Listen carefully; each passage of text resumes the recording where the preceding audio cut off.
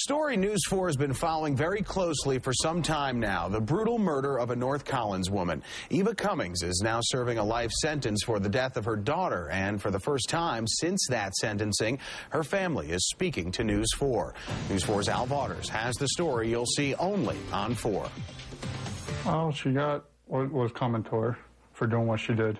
Edward Overmoyer, reflecting on the life sentence his mother Eva Cummings is serving for murdering his sister Laura Cummings last January. His brother Richard Cummings pleaded with Erie County Social Services from his air base in North Carolina to get his sister out of their apartment, described by investigators as a house of horrors. Laura was beaten, tortured, and murdered by their mother Eva Cummings. She just got out of, what she deserves. I mean, as I said, someone that had committed a really horrible crime. While Edward also lived in that house, he spent most of his time away from home. Their mother and brother, Luke Wright, was arrested for Laura's torture. Eva Cummings pled guilty and was sentenced to life in prison.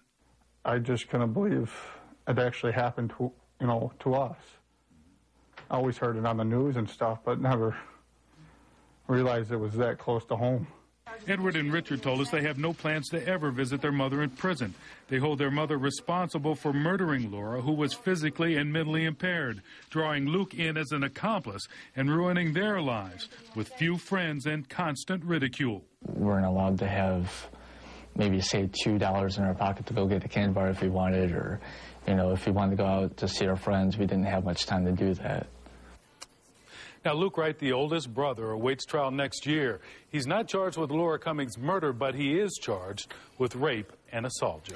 Now, Al, the brothers seem a little bitter about how the way Erie County Social Services handled this, the complaints. Very bitter as far as the brothers and the family members. They believe caseworkers could have saved Laura Cummings' life if they had just removed her from that abusive household.